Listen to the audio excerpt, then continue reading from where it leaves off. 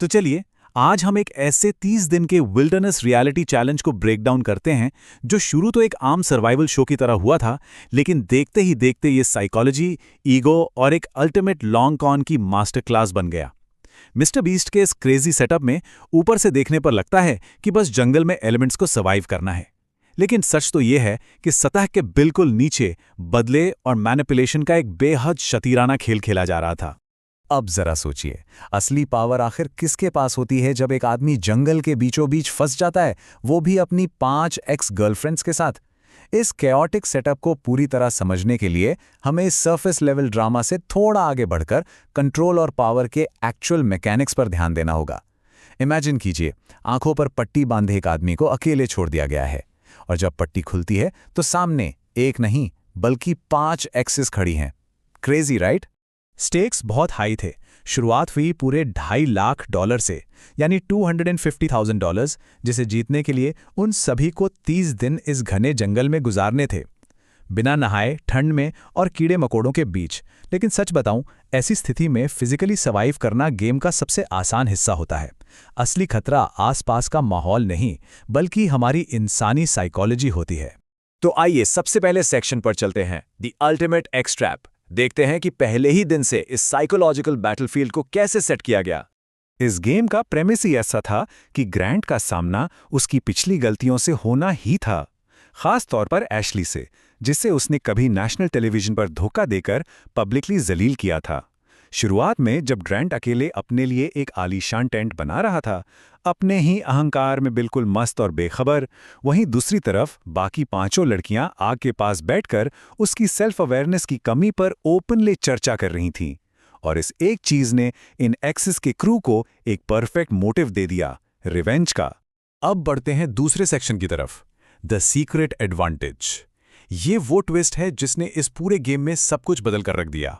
दूसरे ही दिन प्रोड्यूसर्स ने एक ऐसी हिडन रूल इंट्रोड्यूस की जिसने गेम में असिमेट्रिक इंफॉर्मेशन पैदा कर दी। इसका सिंपल सा मतलब है जानकारी का एक ऐसा असंतुलन जहां एक ग्रुप के पास दूसरे से बेहतर इंफॉर्मेशन होती है। और इस एक रूल ने डिसीजन मेकिंग में ताकत का पूरा बैलेंस हिला दिया, जिसका नतीजा ये हुआ कि ग्रैंट और लड़कियां अब पूरी तरह से अलग अलग गेम खेल रहे थे। ये स्लाइड इस डायनामिक को बिल्कुल परफेक्टली इलस्ट्रेट करती है। कहानी के 2 बिल्कुल अलग पहलू थे। एक तरफ ग्रैंट को लग रहा था कि कंट्रोल सिर्फ उसके पास है, वो हर 5 दिन में एक एक्स को एलिमिनेट कर सकता है, और उसको लगता था कि आखिर में जो बचेगी उसके साथ वो आधे पैसे बांट लेगा। उसे लगा वो मास्टरमाइंड है। लेकिन असली पावर दूसरी तरफ थी। आखिरी लड़की के पास एक सीक्रेट ऑप्शन था। वो चाहे तो पूरे पैसे चुरा सकती है और ग्रैंट को खाली हाथ घर भेज सकती है। ग्रैंट बस अपने ईगो में मस्त था, इस बात से बिल्कुल अनजान कि उसका आगे बढ़ना असल में एक बहुत बड़ा फाइनेंशियल ट्रैप है। तो इस ट्विस्ट के बाद आता है हमारा तीसरा सेक्शन, प्लेइंग द मार्क। यहां शुरू होता है इस लॉन्ग कॉन, यानी एक लंबी चाल को अंजाम देने का असली खेल। अगर आप इस टाइमलाइन को ध्यान से देखें तो एक बहुत ही क्लियर पैटर्न नजर आएगा। ग्रांट ने सिस्टमैटिक तरीके से उन सभी को गेम से बाहर निकाला जिन्होंने उसके ईगो को थोड़ी सी भी ठेस पहुंचाई थी। एमी ने सरकास्टिक कमेंट किया, वो आउट हो गई। जूली ने उसे सीधा घिनौना कह दिया, वो भी बाहर। इस लगातार एलिमिनेशन साइकिल से बाकी बची लड़कियों को यह समझ आ गया कि अब उन्हें बांड टुगेदर होना पड़ेगा और सरवाइव करने की स्ट्रैटेजी पूरी तरह बदलनी पड़ेगी।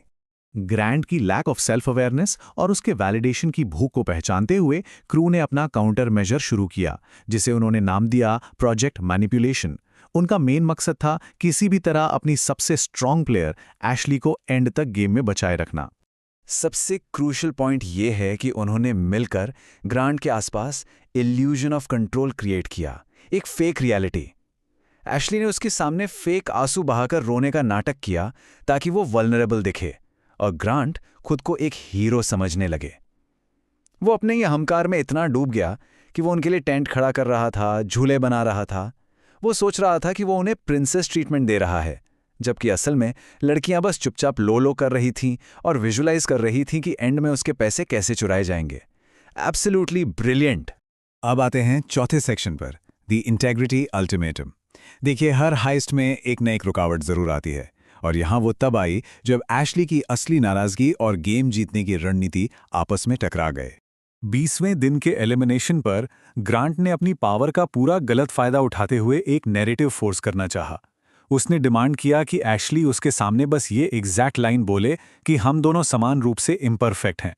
एक तरह से वो चाहता था कि म्यूचुअल फॉरगिवनेस का एक फेक शो हो, ताकि उसका खुद का कॉन्शियस साफ हो सके और वो अच्छा फील करे।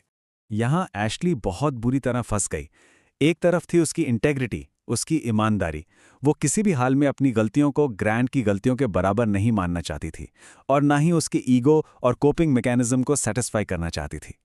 पर दूसरी तरफ थी हाइस्ट की स्ट्रेटजी। उन्हें पता था कि पैसे चुराने के लिए गेम में टिके रहना और झूठ बोलना बहुत जरूरी है। सवाल ये था, क्या एक मैसिव पे आउट के लिए उस आदमी के सामने झुकना सही है जिसने उसकी बेइज्जती की थी? इस टेंशन को भांपते हुए और उन लड़कियों की सीक्रेट एडवांटेज को लेकर पैरानॉइड होने की वजह से ग्रांट ने अचानक से पूरा कैंप छोड़कर जाने की धमकी दे दी। उसे खुद को भी नहीं पता था, पर ऐसा करके वो अनजाने में इस पूरी सोशल हाइस्ट को एक ही झटके में खत्म करने वाला था, क्योंकि उसके जाते ही प्राइज मनी सबके लिए जीरो हो जाती। अपनी खुद की सेफ्टी सिक्योर करने के चक्कर में ग्रांट ने मैनिपुलेशन की एक एक्सट्रीम लेवल पर जाते हुए गेम में बची एक और एक्स आबी को बुलाया और उस पर प्रेशर डालकर उसे लिटरली एक बाइबल पर कसम खाने को मजबूर किया कि वो आगे चलकर उसे धोखा नहीं देगी। और अब हम पहुंचते हैं अपने आखिरी सेक्शन पर, द फाइनल बिट्रेयल। चलिए देखते हैं कि ये पूरा बिल्डअप और इनक्रेडिबल टेंशन एलिमिनेशन डे पर आखिरकार किस तरह फटता है। फाइनल एलिमिनेशन से ठीक पहले पबजी मोबाइल के स्पॉन्सर किए हुए एक आर्चरी चैलेंज की वजह से प्राइस पूल अचानक से शूट अप हो गया। अब फाइनल प्राइस हो चुका था अ वॉपिंग $300,000, यानी दांव अब पहले से कहीं ज्यादा बड़ा और मीठा हो गया था। तो 25वें दिन ग्रांट ने अपना मोरल हाई ग्राउंड दिखाने और खुद को इनर पीस देने के लिए अपनी सबसे बड़ी क्रिटिक यानी एशली को एलिमिनेट कर दिया। पर आयरनी तो देखिए, उसने एशली को आउट तो कर दिया, लेकिन वो इस बात से बिल्कुल अनजान था कि ऐसा करके उसने खुद अपनी ही किस्मत पर परमानेंटली सील लगा दी है।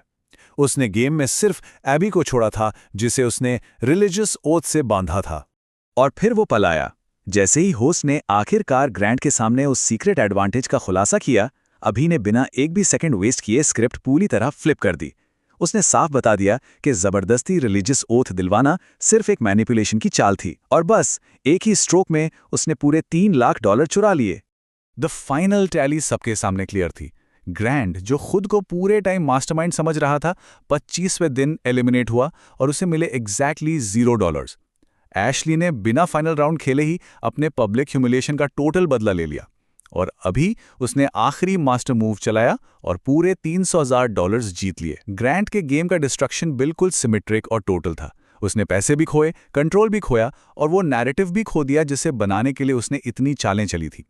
तो इस एक्सप्लेनर को रैप अप करते हुए मैं आपको इस फाइनल थॉट के साथ छोड़ना चाहता हूं। आखिर में क्या ये ग्रांट की पास्ट मिस्टेक्स थी जिन्होंने उसे इतनी बड़ी रकम छीन ली, या फिर उसका ये अंधा अहंकार और विश्वास कि पूरे गेम को कंट्रोल हमेशा वही कर रहा था? ईगो, एसिमेट्रिक इन्फॉर्मेशन और अपने आसपास के लोगों को अंडर एस्टिमेट करने की ऐसी कीमत शायद ही पहले कभी देखी गई हो।